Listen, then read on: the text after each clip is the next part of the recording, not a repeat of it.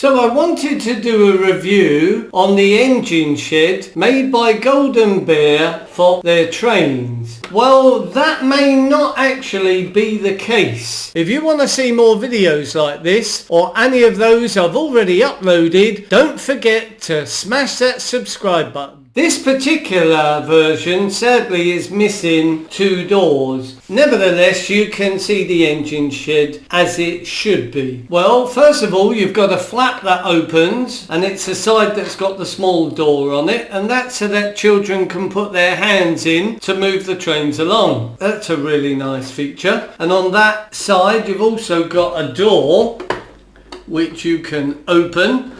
Same sort of reason if you want to get your hand in there to play with your train. So that's nice. Close that up. Then we've got 2 doors. Now normally on both ends of this engine shed it has 2 doors, and the reason is this normally joins an oval piece of track. And the way to open the doors is you press the yellow button on the top and they both swing open. That way you can get your hands in, get your trains in. The way that they close, what you have to do is press down the yellow button, then push the doors back and then let go and the doors close. There's a carrying handle on top, as you can see, that helps you move it around. It's probably only useful in the setting up stage, but it is quite a nice feature. Then we've got a door on the other side. Now I've not actually opened this one yet. Well, that's really nice feature. If you do have a Harold, and I've got 3 of them, you could put your Harold on the heliport, which is really nice. And it's also got a sign here, Harold's timetable. That's quite nice. And then you come round to the last side. Sadly, mine's missing its doors. I've bought another one. Sadly, that's missing a different door, so I'm going to put the 2 together to make one engine shed. Now, what I'd like to do is I'd like to show you which trains are suited for this engine shed. So we'll push the engine shed back a little. So we've got 3 different trains here. We've got a standard non-talking Spencer, we've got a talking Neville and a talking Thomas. Now I haven't put any batteries in because I don't want them talking whilst I'm doing this video. Now the reason why I picked 2 talking versions is because they generally come in 2 different sizes. You get the ones with the built-on tender, and then you get your standard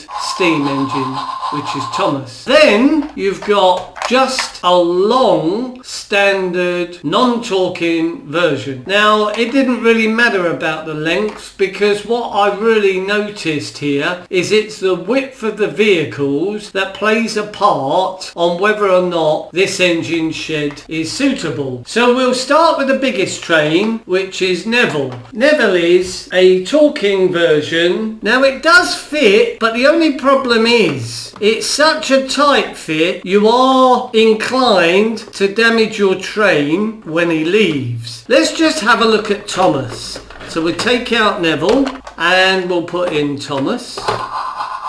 Now Thomas, he works as well, but he's a bit wide and there's still a risk of damaging your train. Now what's most important, because inside the engine shed there are 2 lanes, we need to see if 2 talking versions can go side by side. Now even if you push Thomas back, can you get Neville in?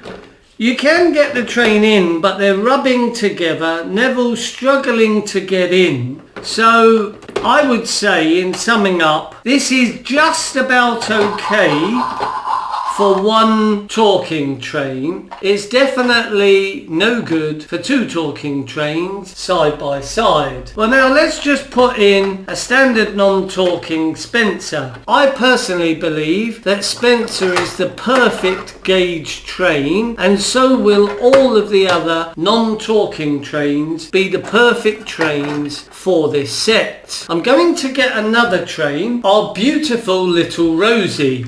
And let's put Rosie side by side with Spencer. Now they work absolutely perfect side by side. So in summing up of this engine shed, I personally believe is a really nice thing to have if you have the standard non-talking trains. But if you go for a collection of talking trains, I would avoid buying it because it will damage your trains. It's not possible to have side by side. I hope the information I've given you is useful. If you have a different opinion, please leave your opinion in the comment section below and I'll get back to as many of you as possible. Well, thanks for watching. Please leave a like, please subscribe, and I hope to see you all again soon.